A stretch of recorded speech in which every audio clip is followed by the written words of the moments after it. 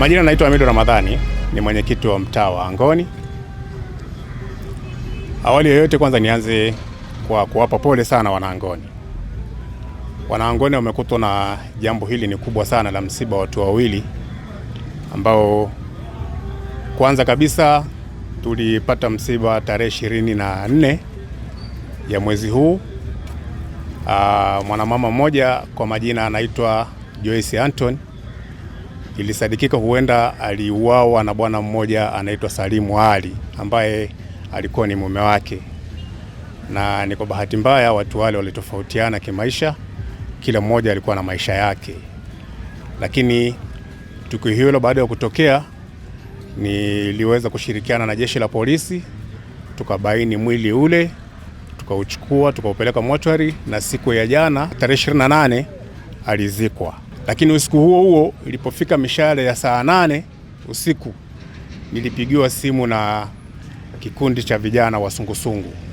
Ni kwa bahati nzuri mtaa wetu una ulinzi shirikishi na tunaukubali, unafanya kazi vizuri.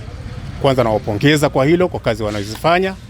Walifanya kazi nzuri, na kwa sababu tuliwapa kazi ya kuhakikisha kwamba tunabaini mtuhumiwa anapatikana, walikuwa wakishughulika na hilo jambo. Ilipofika mida hiyo, basi walikwenda kuzunguka nyumba yake ili walau kuona huenda huyo mtu anarejea nyumbani ama la. Lakini walipofika pale walikwenda kubaini geti la nyumba yake limefungwa kwa ndani. Wakaanza kupata mashaka, kwa nini hili geti lio limefungwa kwa ndani na aliyakuwa hapakuwa na mtu mwingine anayeishi hapa isipokuwa ni mtuhumiwa. Lakini pale walichokifanya wao, walipiga simu polisi, na polisi walifika pale kwa lengo la kuja kuona kwamba huyo mtuhumiwa huenda yuko ndani na wamkamate. Lakini baada ya hapo, baada ya kufika pale, walijitahidi sana kuruka lile geti na wakafungua. Baada ya kufungua, waliingia ndani ya geti hilo. Walipofika pale, walikwenda kukuta mlango ule alikofia huyo aliokuwa anasadikika kuwa mtuhumiwa umefungwa kwa ndani.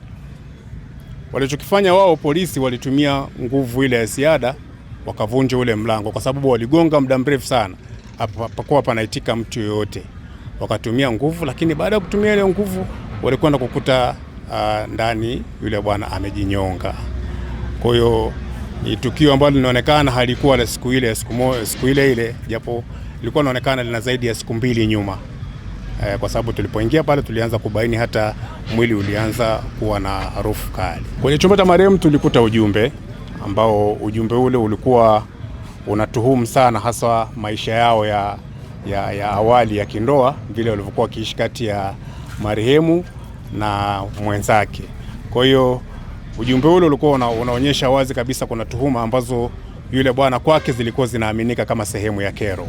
Alikuwa anamtuhumu mke wake, paka kuna nyakati alikuwa mke wake anafika hata saa 6 usiku ndo anarudi nyumbani. Akimhoji hakuna majibu yoyote. Kwa hiyo niende niseme tu ni kwamba sana ilikuwa ni wivu wa mapenzi. Mimi naitwa Bwana Idi Awasi, ni mkubwa wa marehemu Salimu Ali. Sababu ya kifo cha Bwana Salum imetokea, yaani taarifa za kufa kwake tumezipata saa 9 usiku wa tarehe 29. Nimepigiwa simu saa 9 kwamba bwana Salimu amepatikana, kwamba amejinyonga nyumbani kwake. Kwa hiyo nikatoka nyumbani kwangu kwenda kwake kwenye tukio. Nimefika pale nimekuta askari wa awali walifika. Baadaye nilipofika nikamwona vipi naruhusiwa kumuona marehemu huko alipo, akasema hapana, subiri askari wengine wanaokuja ambao alikuwa usisaidia, kwa maana kwamba mkuu wa upelelezi wilaya alipokuja ndo tukaingia naye ndani tukio watatu, mkuu wa upelelezi wilaya na askari mwingine na mimi. Tukaingia ndani, bana muangalie, tukamwangalia, nikakuta kweli ni mdogo wangu amejinyonga. Kifo chake ni kwamba alimuua mke wake siku ya tarehe 24 Ijumaa, ndio sababu ya kifo chake. Tulikuta kuna ujumbe ameuacha ambao uko kituoni polisi. Naitwa Mzee Abubakari Sule. Mimi ni mkazi wa Kwele.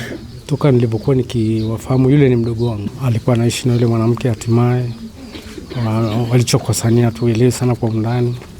Walishakosana mara ya kwanza, nakumbuka wakarudishwa, likosanaga tena mara ya pili. Hapo ndo ikawa kama vile moja kwa moja wametengana, lakini palijitokeza mahusiano ya ukaribu kidogo kati ya wao wawili, wakawa kama vile wanarudiana. Tunasikia tu taarifa ya kurudiana, lakini hatuna uhakika zaidi. Sasa kwa mfano ile barua mimi sijaisoma, lakini katika maelezo ya yale barua inasema kwamba kitendo kile alichokifanya ni maudhi aliyoyapata. Anasema alinyanyaswa na yule mwanamke. Karibu Asmorin Garden kwa huduma za ukumbi wa kisasa wa sherehe mbalimbali, vikao na matukio yoyote yanayofiti katika ukumbi huu wa aina yake. Huduma ya camping yenye experience isiyo ya kawaida. Wow.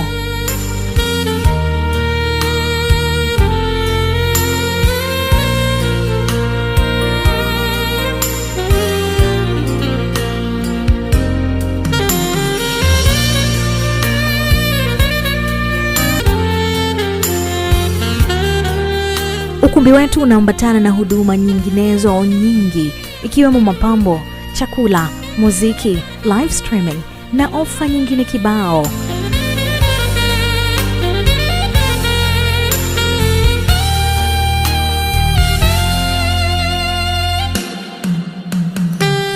Karibu Asmorin Garden celebrates life's harmony in style.